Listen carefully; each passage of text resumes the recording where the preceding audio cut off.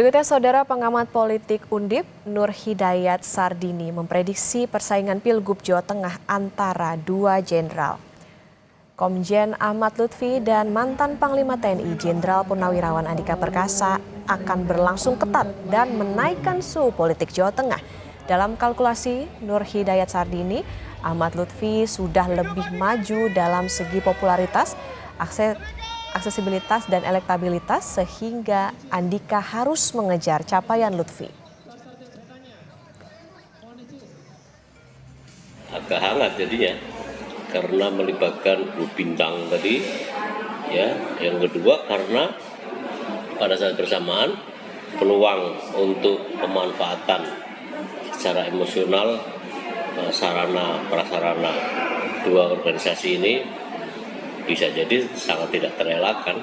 Jadi pertama popularitas, yang kedua akseptabilitas, yang ketiga elektabilitas. Nah, Lutfi sudah mendahului itu, dua yang pertama itu. Sementara Andika dalam waktu yang singkat dipaksa menurut saya dalam waktu 2 bulan efektif untuk mengejar atas. Kita masih bersama dengan Saidiman Ahmad, peneliti Saiful Mujani Research and Consulting atau SMRC. Pak Saidiman, menarik ini tadi ada hitung-hitungan soal perang bintang di Jawa Tengah. Ya. Ini bagaimana mencermatinya? Yang satu jenderal TNI, yang satunya jenderal polisi. Jenderal polisi. Ya, saya kira itu menarik. Jadi ini perang bintang, betul sekali. Cuman di Jawa Tengah ini saya kira saya setuju bahwa akan terjadi pertarungan yang kompetitif.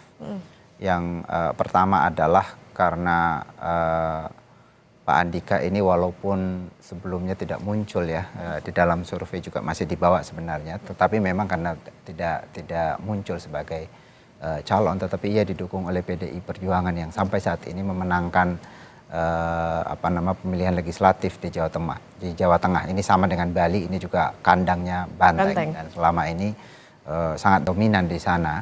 Tetapi ia akan menghadapi satu tokoh yang populer, yaitu Pak Ahmad Lutfi. Di dalam survei-survei yang kami lakukan, itu memang saat ini Pak Ahmad Lutfi menempati urutan teratas dari sisi elektabilitas dan juga popularitas. Tapi saya kira itu wajar karena sosialisasi atau berita tentang kemungkinan majunya Ahmad Lutfi kan sudah terjadi sejak lama. Karena itu wajar kalau kemudian ia tertangkap radar publik. Tetapi yang menarik di Jawa Tengah, walaupun Pak Ahmad Lutfi sebelumnya juga ada nama Kaesang yang juga sangat populer di sana. Tetapi kalau kita lihat dari karakter pemilih Jawa Tengah, ini sebetulnya walaupun mereka menyebut Ahmad Lutfi atau Kaesang waktu itu, tetapi sebenarnya tidak cukup kuat pilihan itu. Masih sangat mudah goyang. Karena kalau kita tanya kepada publik di sana alasan mereka memilih kandidat-kandidat itu atau calon-calon itu atau tokoh-tokoh itu alasan utamanya karena belum mengetahui calon yang lain. Jadi alasannya sebenarnya tidak kuat. Bahkan di top of mind, kalau tidak salah itu masih di bawah 10%. Jadi ketika orang diminta menjawab secara spontan siapa calon gubernurnya, itu rendah jawabannya. Walaupun yang tertinggi Pak Ahmad Lutfi dan juga Kaesang, tetapi rendah sebenarnya kalau kita bandingkan dengan daerah-daerah lain. Itu artinya sebenarnya publik di sana masih cukup terbuka untuk kemudian menerima kalau ada figur lain yang populer. Apalagi misalnya kalau itu didukung oleh partai seperti PDI Perjuangan yang memang sangat memiliki basis yang sangat kuat di sana. Jadi saya menduga walaupun di dalam survei nama Pak Andika itu belum muncul terlalu signifikan, tetapi ketika ia muncul apalagi diusung oleh PDI Perjuangan, menurut saya akan terjadi pertarungan yang cukup menarik di Jawa Tengah. Pola pemilihnya di Jawa Tengah seperti apa sih Pak Saidiman kalau dilihat? Ya itu tadi saya katakan. Butuh sosok seperti apa? Gitu? Oke, ya. Saya kira ini Jawa Tengah mungkin sebenarnya tidak terlalu berbeda ya dengan wilayah yang lain. Yang pasti di sana ini adalah pertama basisnya PDI Perjuangan dan juga basisnya Pak Jokowi gitu ya. Jadi ada dua kekuatan politik yang sebelumnya bersatu kemudian berpisah di sana. Ini yang kemudian menarik. Karena walaupun Pak Lutfi ini bukan didukung oleh PDI Perjuangan, tetapi mungkin di belakangnya orang tahu atau menduga di belakangnya ini adalah Pak Jokowi yang juga sangat populer di sana. Jadi itu yang menyebabkan akan terjadi pertarungan. Jadi sebenarnya masyarakat Jawa Tengah ini ya itu tadi, ada basis ideologi yang sangat besar dan juga kalau kita pakai teori mengenai ekonomi politik di dalam preferensi politik pemilih di mana evaluasi terhadap pemerintah itu mempengaruhi pilihan, maka kalau kita lihat komposisinya evaluasi terhadap pemerintahan pusat misalnya itu sangat tinggi di Jawa Tengah, positif.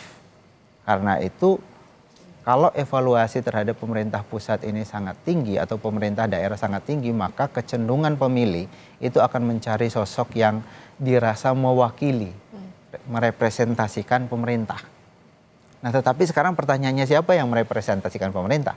Kalau pemerintah provinsi yang mungkin calon PDIP yang lebih merepresentasikan itu. Tapi kalau yang kita bicarakan pemerintah pusat, mungkin Pak Lutfi lebih dekat dengan Pak Jokowi gitu. Jadi ini saya kira yang membuat kompetisi di Jawa Tengah akan sangat menarik. Kalau kita baca dari aspek tadi, latar belakang kelompok politik, ini keduanya sebenarnya berasal dari kelompok politik yang sama, yang sekarang relatif renggang, PDI Perjuangan dan Pak Jokowi.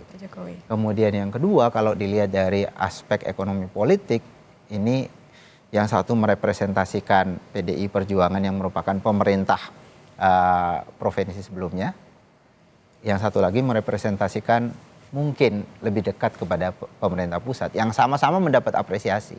Ada Taji Yassin misalnya di sana ya tentu saja ya, tetapi biasanya publik lebih melihat pada sosok gubernur sebelumnya ya dibanding wakil gubernur. Oke, artinya kalau kita melihat ini kan wakilnya juga ya kancah politiknya juga sudah bagus lah gitu, keren gitu. Hendra Priyadi, Wali Kota Semarang, kemudian Taji Yassin Maimun pernah menjadi wakil gubernur bersama mendampingi Ganjar Pranowo.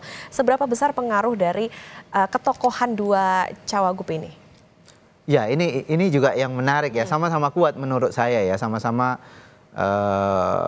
punya latar belakang yang menarik ya. Kalau kita lihat aspek rekam jejak sebenarnya ya sama-sama kuat menurut saya. Pak Hendi juga Wali Kota Semarang juga sangat populer. Dan menurut saya kalau kita lihat dari karakter Pak Hendi kan itu sangat humble gitu ya, relatif bisa diterima. Saya kebetulan mengikuti di Instagram beliau itu mirip-mirip karakternya seperti Ganjar Pranowo begitu ya, cara bicara, cara berhadapan dengan rakyat. Sementara Taji Yassin juga demikian ya, juga sangat populer terutama di kalangan santri. Di sana dia latar belakangnya santri, itu mewakili juga kecenderungan di Jawa Tengah yang santrinya kuat, sama dengan Jawa Timur gitu ya. Tetapi ya ada bagian lain Jawa Tengah yang juga kuat, yaitu kelompok nasionalis, dan saya kira ini diwakili oleh Hendra Priyadi. Jadi dari berbagai macam sisi sebenarnya ada pertarungan yang cukup kuat ya, terutama dari mulai dari kualitas personal, kemudian latar belakang politik kedua pasangan ini menarik untuk dilihat, untuk ditunggu. Saya kira mungkin 2 atau 3 minggu ke depan ketika kita melakukan survei kembali mungkin akan terjadi perubahan setelah kedua-duanya ditetapkan sebagai pasangan calon. Ya, artinya meskipun yang satu terlihat sekarang lebih menonjol, artinya masih ada waktu untuk mengejar elektabilitas itu. Masih ada waktu karena alasan publik belum ke yang lain karena belum tahu apakah akan ada calon lain selain Pak Lutfi. Belum tahu ada pilihannya ya Pak. Ya, belum.